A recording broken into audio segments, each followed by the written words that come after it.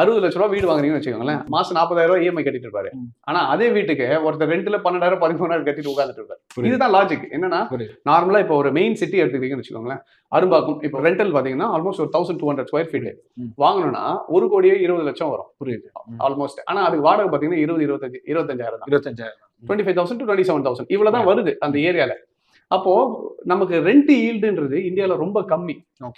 ஒருத்தர் அந்த இதுக்கு இஎம்ஐ பாத்தீங்கன்னா மாசம் ஒருத்தர் 1 லட்ச ரூபாய் கிட்ட இஎம்ஐ கட்டிட்டு இருப்பாரு. ஆனா வாடகை எவ்வளவு வருதுன்னா வெறும் 27,000 தான் வருது. இப்போ புத்திசாலி என்ன பண்ணுவோம், போயிட்டு அதே வீட்டுல எதுக்கு மாசம் 40,000 உட்கார்ந்து என்ன பண்ண போறோம், இஎம்ஐ கட்டுறதுக்கு அதே வீட 12,000 கொடுத்து என்ன பண்ணிக்கலாம், ரெண்ட்டுக்கு எடுத்துக்கலாம். இப்போ இன்க்ரீஸ் பாத்தீங்கன்னா ரெண்ட் கம்பல்சரி பர் ஆனம் வந்து 5% ஏறிட்டே இருக்கும். மெயின்டெனன்ஸ்க்கு ஒரு 1000 rupees வாங்குவாங்க. செக்யூரிட்டி டெபாசிட் 1 லட்சம் 25 வருஷம் அப்படி 5% இன்க்ரீஸ் ஆகிட்டே போச்சுன்னா எவ்வளவு ரெண்ட் மட்டும் கட்டிருப்பீங்கன்னா 75 லட்சம் ரெண்ட் கட்டியிருப்போம் 25 வருஷத்துக்கு. இப்போ சில பேர் இதை பார்த்துட்டு தான் நிறைய பேர் என்ன மைண்ட் செட் வரும், 75 லட்சம் நம்ம யாருக்கோ ஒருத்தருக்கு என்ன பண்ணிருக்கோம், ரெண்டா கொடுத்துருக்கோம். ஆனா இதுவே நம்ம சொந்த வீடு வாங்கியிருந்தோம்னா பாரு நம்ம வந்து ஆல்மோஸ்ட் 70 லட்சம் என்ன பண்ணிருக்கோம், சேவ் பண்ணிருக்கோம் ஒரு மைண்ட் செட்ல. இது ரெண்டு மட்டும் தான் பாக்குறாங்களே தவிர ஆப்ஷனை பாக்குறது இல்லை. ஏன்னா நம்ம ஊர்ல ரெண்டு விஷயம் தான், சேவிங்ஸ் பண்ணீங்கன்னா ஒன்னு கோல்டு இல்ல லேண்ட்.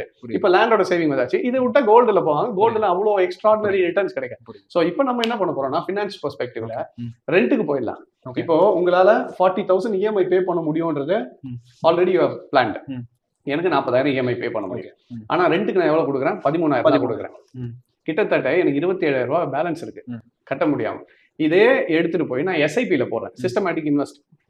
போய் போட்டேன்னா ஆனமுக்கு 20,000 நான் என்ன பண்றேன் பர் மந்த், ஒரு மாசத்துக்கு இஎம்ஐ கட்டுறதுக்கு பதில் எனக்கு இன்னும் கம்மி தான் ஆகுது. இது 20,000, இது ஒரு 13,000, இப்போ 33,000 தான் வருது. ஆனா இஎம்ஐ 40,000, ஆவரேஜா நம்ம கம்மியா தான் போட்டிருக்கேன். அதுல 7,000 மிச்சம் ஆகுது. சோ 20,000 போட்டு 25 வருஷத்துக்கு ரிட்டர்ன் வந்து பாத்தீங்கன்னா 10 to 12%. இதுல 12% கொடுத்துருக்கேன். நார்மலா இண்டெக்ஸோட growth நீங்க எந்த ஃபண்ட்லயும் போட தேவையில்ல.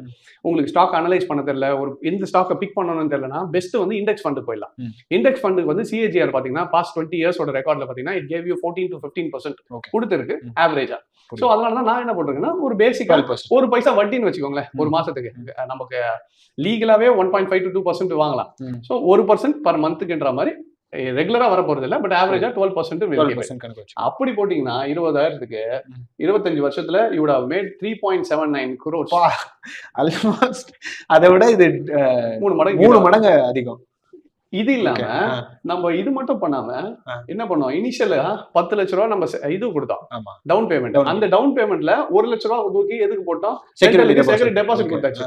பேலன்ஸ் இருக்க 9 லட்சத்தை லம்சம்ல போட்டு அதே 12% எடுத்தா அதுக்கு ஒரு 1.5 கோடி. இந்த வீடியோ வந்து பாத்துட்டு இருக்கிற எல்லாருமே லிட்டரலா வந்து இந்த வீடியோ கரெக்டா ஃபாலோ பண்ணீங்கன்னா 25 வருஷத்துல நீங்க வந்து ஒரு பெரிய மில்லியனராவே ஆயிடலாம். கண்டிப்பா. இப்போ டோட்டலா பாத்தீங்கன்னா கையில எவ்வளவு இருக்குன்னு பாத்தீங்கன்னா 5,32 லட்சம் 25 இயர்ஸ் கழிச்சு. அதே வீடு இப்போ 1.5 கோடியா இருக்கு. இதே எஸ்ஐபில சிஸ்டமேட்டிக்கா 12% இல்ல நீங்க 12 இல்ல 10% போட்டீங்கன்னா கூட கிட்டத்தட்ட 3.5 கோடி கையில இருக்கும்.